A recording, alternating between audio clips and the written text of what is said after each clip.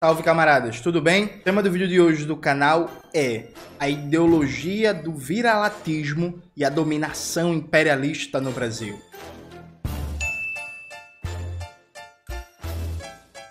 Antes de começar propriamente o tema do vídeo do canal, quero muito agradecer a você que ajuda a manter e melhorar nosso canal a partir do Apoia-se.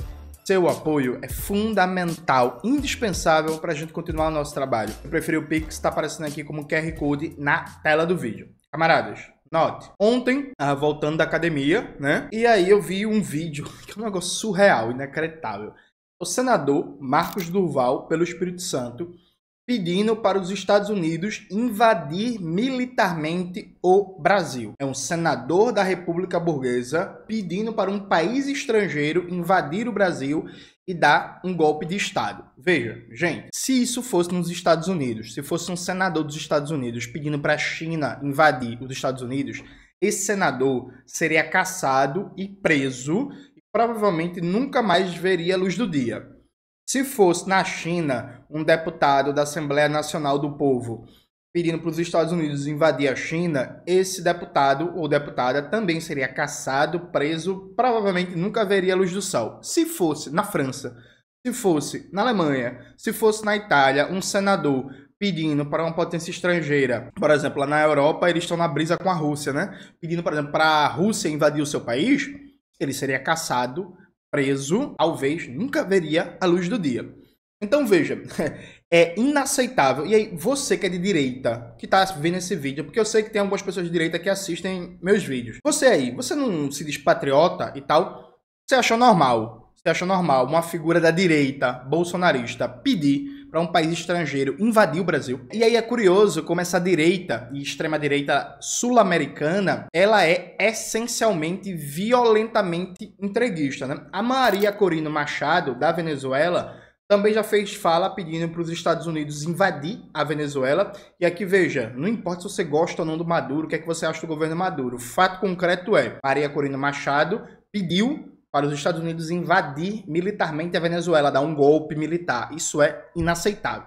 Como eu já falei aqui várias vezes no canal, o bolsonarismo, uma das características dele, mesmo tendo um apelo patriótico de discurso, de retórica, ele odeia o povo brasileiro, ele odeia o Brasil e ele vive de depreciar o povo brasileiro. O Bolsonaro tem uma porrada de frase atacando o povo brasileiro. Dizendo que o povo brasileiro é preguiçoso, que é vagabundo, que não trabalha, que é desorganizado. Tem até uma clássica fala que o Bolsonaro fala que se trocasse o povo, né, o brasileiro pelo japonês e tal, botasse o povo brasileiro no Japão, ele ia estragar o Japão e acabar com a organização do país. E aí, veja, essa tendência bolsonarista de odiar o Brasil, de odiar o povo brasileiro, de atacar o povo, atacar sua história, atacar sua cultura, atacar as festas populares. Veja, hoje no Brasil, por causa do fundamentalismo religioso, há um ataque sistemático às tradições e o folclore brasileiro e às festas populares brasileiras. A tradição da festa de Corme e Damião, é como o povo fala, é Cosme e Damião, gente. A gente sabe, mas o povo fala Corme e Damião, o que é fantástico, diga-se de passagem. Eu tinha dois tios, né? Um deles infelizmente já faleceu, que nasceram muito próximos um do outro, e minha avó e meu avô, né? Mãe Zezé e pai Agripino, deram o nome de Cosme e Damião. No registro tá certo, né? Um é Cosme, o outro é Damião, mas se chamava Corme e Damião. Infelizmente meu tio Cosme, aliás, meu tio Damião, diga-se de passagem, morreu jovem, né? Ainda criança, e o tio Cosme, que a gente chama de tio Baixinha, tá vivo aí, tá bem, tá trabalhando, etc. Enfim, então a festa de Corme e Damião, por exemplo, ela tá sumindo, né? Em vários bairros. Sumindo em vários bairros. Eu, enquanto comunista, considero muito importante manter tradições, folclores e festas populares do Brasil, como Corme e Damião, como São João, acender a fogueira na frente de casa, brincar o carnaval, enfim, depois a gente pode fazer um debate específico sobre isso. Mas essas tradições populares vêm sendo combatidas, vêm sendo excluídas, vêm sendo apagadas. E aí isso remete a uma longa tradição histórica do pensamento burguês no Brasil e da sua expressão político-partidária da direita brasileira. E aqui, preste muita atenção. Veja, o Brasil tem um papel subordinado na divisão internacional do trabalho. O Brasil, enquanto país, surge a partir de mais de 300 anos de colonialismo e de escravidão. E como diz o Clóvis Moura na sua brilhante síntese, o Brasil faz a independência sem abolir a escravidão e abole a escravidão sem fazer a reforma agrária. Então ele transita do escravismo tardio para o capitalismo dependente. Processo histórico muito bem descrito no livro do Clóvis Moura, A Dialética Radical do Brasil Negro. Então o Brasil transita para o capitalismo mantendo um papel dependente e subordinado na divisão internacional do trabalho, no sistema imperialista global. O Brasil é um país com subsoberania, né? E uma das características desse capitalismo dependente com subsoberania é a constante transferência de riqueza para fora. Então a riqueza brasileira é sugada, transferida para os capitais imperialistas e os centros dominantes da economia capitalista global. É fundamental para manter essa transferência de riqueza para fora de maneira permanente, você impedir que haja por parte das maiorias, isto é, da classe trabalhadora, um sentido de apropriação e defesa do seu território e um uso nacional e popular das riquezas desse país.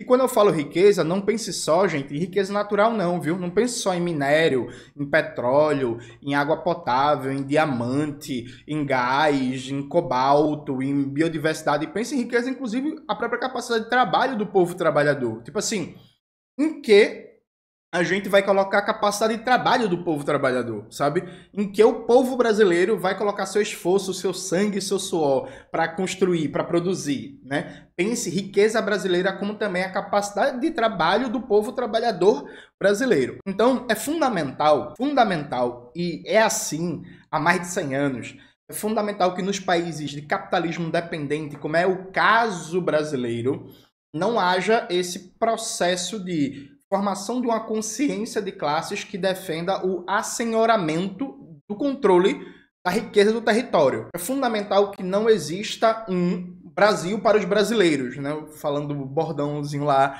do boné, né? É fundamental que se pense em termos abstratos, né? Em termos quase que históricos. Não importa quem explora o petróleo, não importa quem explora o minério, não importa como está sendo aplicada a força de trabalho no Brasil. Para garantir que não surja essa consciência histórica de se assenhorar, de comandar o território e as riquezas brasileiras por parte das maiorias, isto é, da classe trabalhadora, uma das armas históricas mais usadas pela classe dominante é a ideia de menosprezar, de difamar, de atacar o Brasil e seu povo. E aí, a coisa é fantástica, porque se você parar para pensar, veja, o Brasil, quando acaba o Império e começa a República, né? E aí acaba a escravidão, o que é que se torna ideologia dominante no Brasil? É a ideia que o Brasil é um país condenado ao atraso, condenado à barbárie, como se falava na época, porque tem muito sangue negro e indígena. É um país pouco branco, pouco ariano. Então veja que fantástico. A elite dominante do Brasil, em conluio com o imperialismo, difunde de maneira onipresente uma ideologia de que o país está condenado ao atraso e à barbárie por causa da maioria do seu povo. E aí, claro, vem as ideias de trocar o povo, né? A ideologia do branqueamento, importar força de trabalho da Europa na ideia e fazer com que o país tenha futuro, e o país só vai ter futuro trocando o povo. A partir do momento que essa ideologia do branqueamento, esse racismo científico perde espaço de maneira mundial, e aí tem muito o impacto da vitória da União Soviética contra os nazistas, né? Vamos lembrar que até 1945 a palavra racismo nem sequer tinha uma conotação negativa do ponto de vista mundial, né? Pelo contrário, nos Estados Unidos, na Áustria, na Bélgica, na Holanda, na Alemanha e por aí vai, para amplos segmentos sociais, racismo era uma palavra positiva, significava a necessária separação entre as raças, dado que a raça ariana, a raça branca, é superior e não deve se misturar com as raças inferiores, a saber, árabes, negros, amarelos, indianos e por aí vai. A palavra racismo só ganha conotação negativa após a vitória da União Soviética contra os nazistas. Isso, inclusive, está muito bem debatido, me parece, no meu livro Raça, Classe e Revolução, a luta pelo poder popular nos Estados Unidos. Lembrando, inclusive, que tem cupom de desconto nos livros da gente, na Autonomia Literária, O ponto é aqui na descrição do vídeo. Pois bem, como não dava mais para usar a ideia do racismo científico, se criou várias teorias de inferiorização do povo brasileiro, né? E aí entra uma salada sociológica gigantesca. E aí vem a ideia do jeitinho brasileiro, que o brasileiro só quer levar vantagem, que o brasileiro é preguiçoso, que o brasileiro é corrupto, que o brasileiro não tem capacidade para o estudo, que o brasileiro é muito indisciplinado, indolente, porque veio da colonização portuguesa, influência portuguesa. Veja, você cria vários estigmas, várias ideias para justificar uma ideia de uma inferioridade intrínseca do povo brasileiro. Se antes essa inferioridade era explicada a partir do elemento racial genético de maneira cientificista e racista, agora essa inferioridade passa para o campo subjetivo, para o campo cultural. Tem várias teorias que não passam de uma forma de continuar a propaganda racista sem falar de raça, porque a partir dos anos 50, falar de raça não pegava muito bem, né? Então, ao invés de falar de raça, você fala, não... O brasileiro aqui, o Estado brasileiro é um Estado patrimonialista, porque aqui se confunde o público e o privado por causa da herança colonial portuguesa. Olha... Não, porque o brasileiro ele não respeita a impessoalidade da república, porque aqui o brasileiro quer sempre levar vantagem, tem um jeitinho brasileiro, ele confunde o público e o privado. Não, o brasileiro ele não tem um espírito empreendedor, produtivo, que a colonização aqui foi feita, não foi uma colônia de povoamento, foi uma colônia de exploração, então o português queria vir aqui o mais rápido possível, enriquecer e ir embora.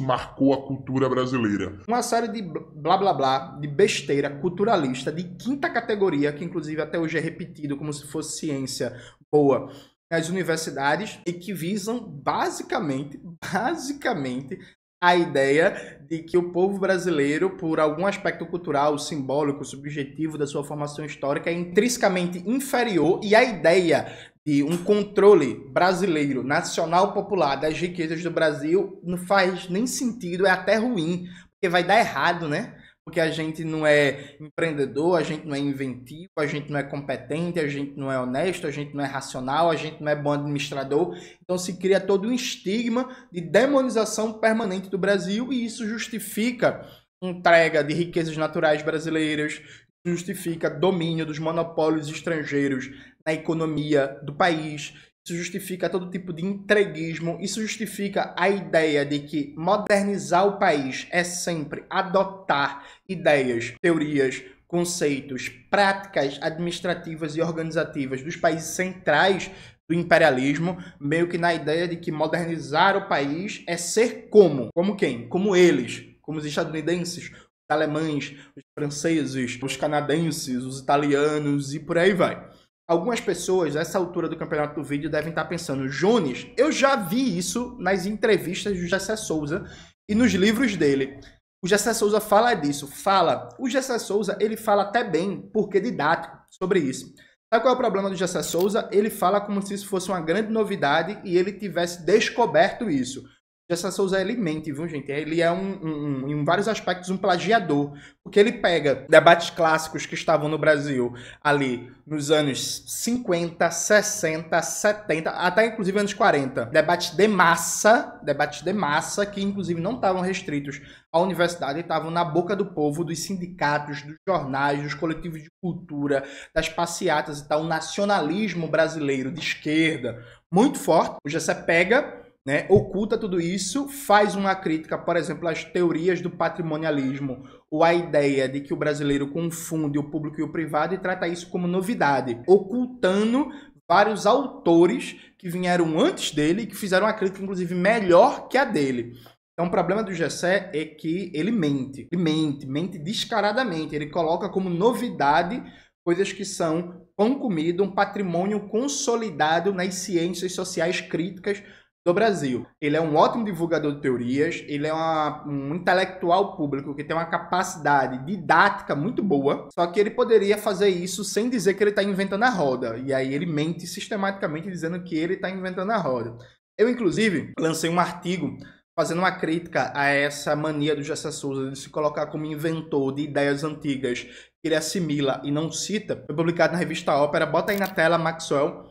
Esse artigo, inclusive, eu recebi no meu e-mail nas últimas semanas 3 teses de doutorado que citam esse meu artigo para defender essa ideia de que o Gessé Souza ele não tem inovações na obra dele, ele se coloca como inovador de algo que não é uma inovação e acaba não citando as pessoas. Inclusive, eu vou reescrever e atualizar essa crítica num livro que está em produção, que eu devo lançar ano que vem, Sociologia da Revolução Brasileira, em que eu vou passar em revista, em debate, todos os principais aspectos da formação social brasileira e as polêmicas teórico-políticas em torno do que é o Brasil e fazer a crítica e a defesa, né? Enfim, fazer a crítica de alguns autores, correntes e escolas e a defesa de outros autores, autoras, correntes e escolas, e vou reescrever, ampliar, pegar toda a obra do Gessé, toda a produção dos livros dele e mostrar que o Gessé, o que ele tem de bom não é dele e o que é dele não é bom, em síntese. Mas fecha esse parênteses. Então, voltando aqui. Então, repare bem, essa ideologia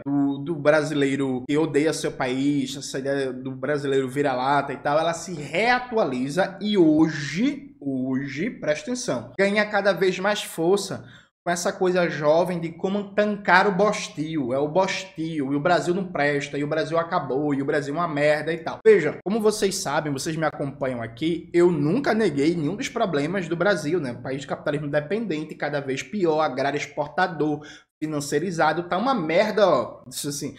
Se você olhar de áreas no Brasil, provavelmente piorou nos últimos anos tudo. Cheio de problemas, gente. Assim, além de eu ser filho da classe trabalhadora, ser negro, eu sou professor, né? Então, assim, quem tem coisa para reclamar sou eu, viu? Mas veja, é preciso ter cuidado, porque essa coisa de só olhar o Brasil na perspectiva negativa, de negativar o Brasil, de xingar o Brasil, de xingar o povo brasileiro, e dizer que o brasileiro é brutal, é deseducado, é tosco, é ignorante, é desorganizado, essa coisa de essencialmente negativa sobre o Brasil e seu povo, ele serve e muito a essa ideologia e legitimação do processo permanente de expropriação das riquezas brasileiras. Não à toa, veja, não é coincidência que há um crescimento desta ideia contra o Brasil, né, como o jovem chama, contra o Bostil e tal, uma ideia cada vez mais negativa do país, justamente no momento em que nos últimos 10 anos a gente vive um aprofundamento do entreguismo e da apropriação das riquezas brasileiras pelo capital estrangeiro, inclusive com aspectos brutais, como a privatização da Eletrobras, uma das mais importantes e mais simbólicas empresas públicas da história brasileira. Então, no momento em que se aprofunda o entreguismo, em que se aprofunda a desnacionalização da economia brasileira, em que se aprofunda a apropriação de riquezas naturais brasileiras, se aprofunda, inclusive, o domínio de monopólios estrangeiros sobre ativos estratégicos para o futuro soberano do Brasil, como, por exemplo, a extração de lítio, cresce essa ideia do Brasil que não presta, do povo que não presta, do país que é uma merda, essa coisa de você, sei lá, pega um Uber, por exemplo, e aí, sociologicamente falando, motoristas de Uber, é muito fácil você encontrar alguém que tem ensino superior, mas não consegue arrumar trabalho na sua área, ou alguém que era um pequeno, médio comerciante, seu negócio faliu e está agora no Uber, né? Esse tipo de categoria social, é muito fácil você achar alguém que quer sair do Brasil o mais rápido possível. E, ó, esse país não presta, esse país acabou, esse país não tem futuro, eu quero ir para Portugal, eu quero ir para os Estados Unidos, eu quero ir para o Canadá. É muito fácil, perfeito? Então, me parece que um dos aspectos centrais que a gente precisa colocar no debate é, primeiro, do ponto de vista teórico, do ponto de vista de historiografia brasileira, do marco de compreensão do que é o debate da teoria social brasileira, a gente precisa enfrentar com qualidade essa tendência a negativar o Brasil de maneira culturalista, abstrata e ahistórica, que serve e muito a um complexo de dominação do imperialismo e de reprodução da dependência. Me parece um bom caminho a gente resgatar os debates do antigo ISEB, né? O Instituto Superior de Estudos Brasileiros. Resgatar os debates do antigo ISEB não significa dizer que os debates do ISEB eram todos ótimos e a gente só precisa retomar. Não, retomar criticamente, fazendo a superação de tudo que estava equivocado e tal, mas voltar à leitura de Alberto Guerreiro Ramos, de Nelson Werneck Sodré, de Álvaro Vieira Pinto, de Inácio Rangel, de Rolando Kubitschek, dominar aquele debate nacionalista, nacional popular que estava ali colocado nos anos 50 e 60, um debate muito importante e muito interessante. Eu recentemente lancei um livro, né, Negação do Brasil Negro, Imperialismo, Dependência e a Questão Racial, na obra de Guerreiro Ramos. Coloca aí na tela, Maxwell, por favor. Lembrando também, tem cupom de desconto da Autonomia Literária para quem for comprar, em que eu tento dar uma modesta contribuição nesse processo de resgate, de conhecer de maneira mais profunda a teoria social brasileira, para além do que foi estabelecido como os clássicos, né, do cânone, que é muito paulistocentrado e USP-centrado, como a gente aprende na escola e na universidade. E, saindo do âmbito das ciências sociais, da historiografia brasileira, no âmbito dos debates, dos enfrentamentos políticos imediatos, eu acho que é um elemento central, gente, assim, nosso debate, do nosso enfrentamento à extrema-direita, a gente retomar a ideia de que quem defende de verdade a soberania nacional brasileira, quem defende a cultura brasileira, quem defende o povo brasileiro, quem defende o controle da riqueza brasileira pelo povo trabalhador brasileiro, somos nós, os comunistas, somos nós, os socialistas, os revolucionários, e colocar pecha na extrema-direita, porque, e nem é pecha, né? É real, né? Enfim, colocar uma pecha na extrema-direita de entreguista, inimigos do povo, inimigos do Brasil, que odeiam o Brasil, que de patriotas não tem nada. Agora veja, não é só dizer que eles não são patriotas e depois legitimar programa político de neoliberalismo progressista não, viu? É fazer a crítica radical à extrema-direita porque é entreguista, porque é antinacional, porque é antipopular, e também fazer a crítica, o enfrentamento, o combate a esse neoliberalismo progressista que de formas diferentes também é entreguista, também é antipopular. Me parece que tem um papel central a questão nacional e aí, claro, visto de uma perspectiva revolucionária. Aqui, na periferia do sistema capitalista, a gente só consegue enfrentar em última instância esse complexo ideológico de viralatismo, de negativação do povo brasileiro, da sua história, da sua identidade, da sua cultura, num movimento político contra o imperialismo e contra a burguesia interna. Não é só contra o imperialismo, porque a burguesia interna é uma aliada fundamental do domínio imperialista, como diria a grande Vânia Bambirra no livro Capitalismo Dependente Latino-Americano. As classes dominantes da periferia do sistema são classes dominantes, dominados, né? Então, a burguesia interna brasileira, ela está numa posição subordinada frente ao imperialismo, mas está numa posição de classe dominante frente ao povo trabalhador. E ela está muito confortável com essa dependência. Esse, para mim, é um aspecto central da luta pela Revolução Brasileira e da reorganização da classe trabalhadora no movimento de massas popular, revolucionário, anti-imperialista e nacionalista revolucionário. E pra gente acabar com essa, inclusive, essa coisa de odiar o Brasil, de querer sair do Brasil. Veja, gente, o Brasil, ele tem muitos e muitos problemas, né? Um país de capitalismo dependente que vive uma brutal ofensiva burguesa. Mas isso é nosso país, tá ligado? Isso é nosso país, é parte do que a gente é, sabe? É parte da nossa essência, é parte do nosso lugar no mundo. Pra quem mora fora, e aí várias pessoas sempre dizem isso, que descobrem o quanto são brasileiros quando estão morando fora, né? Acho que a gente não pode abrir mão desse país, não. A gente não pode deixar esse país na mão da classe dominante, na mão dos entreguistas, na mão do imperialismo. Esse país é nosso.